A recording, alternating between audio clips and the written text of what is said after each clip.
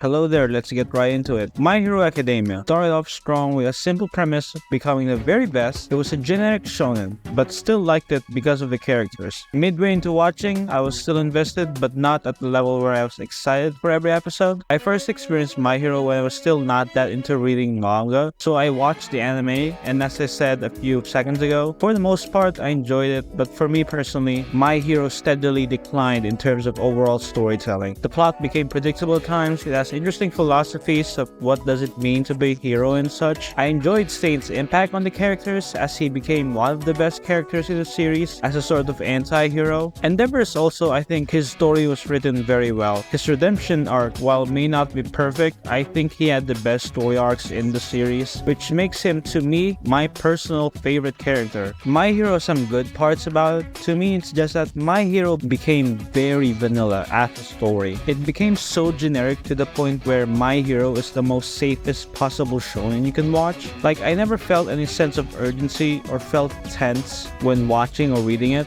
and when I started reading the manga, I was just reading it for the sake of finishing it since I knew the manga was close to done at the time. When reading a story, the one thing I hate most about a story is when I feel nothing at all. Like, even if I say a story has really bad writing, there are tons of plot holes, the characters are unlikable, that piece of work to me has given me more value than a story with boring or mediocre writing. Like, during Attack on Titan, many people were practically hating on Gabby the first time it aired because of the certain things she has done to our beloved characters. That doesn't make her a bad character. I think this is what makes Gabby a great character in AOT, because there was an emotion that was showcased from the audience. You are not supposed to like her, and that's what makes the writing of that series great. Back to My Hero for a second. Now, when I look back at it, the problem is that I don't have any particular emotion when I describe My Hero. Maybe boredom, I guess, anyway. Like, I have no attachment to the story because it felt like I could easily forget this series and move on. That's what makes this video so difficult for me to create. I remember the plot points of the story, like when All Might fought All for One, Stain's speech, Endeavor's story and resolution. These are all things are what I consider are the peaks of My Hero. Like, they're good moments, but don't get me wrong, but those good can't outweigh the bland moments. Disagree with me, that's fine. These are just my opinions. Anyway,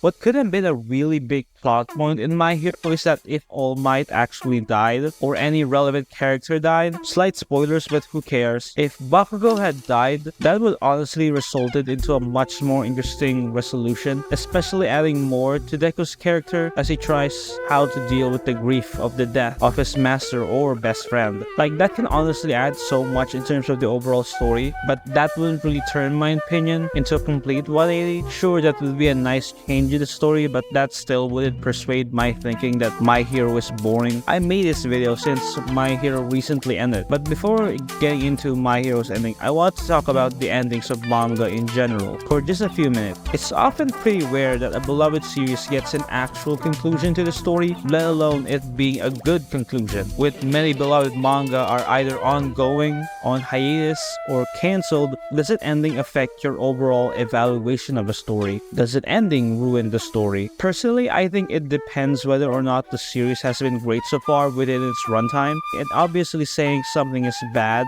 is subjective, but the difference there is whether a series ended badly or satisfactory. Take Tokyo Revengers. I love the story it had and all its characters, but up until the last arc and its ending, it was completely butchered, and it totally ruined it for me. Where now this answers as to whether an ending can ruin a story. With the case of Tokyo Revengers, I think it can, unfortunately. So here's another one. This might be different, but hear me out. So in the case of One Piece ending, if it ever ends, I guess, it probably won't have an ending that everyone will be satisfied with. That's fine, but even if One Piece didn't have the strongest of endings, or even if its ending was okay at best, because of reasons unknown, right? Personally, if One Piece didn't have the ending I hoped for, the opinion I have in One Piece will not get turned around just because the ending was okay or even mediocre because of how much I enjoyed reading it. So to that, does a bad ending affect the overall story? With the case of One Piece to me, I think it wouldn't. At least hopefully it doesn't. It really all depends on personal preference at the end of the day, and honestly, there is a lot of manga out there that I won't mind even if the series never ended because of how amazing their stories are already, even though a lot of people have high expectations for those manga to have a great ending. You can't deny that sometimes it's better if a story doesn't end because of how anyone can just interpret what they want into a story.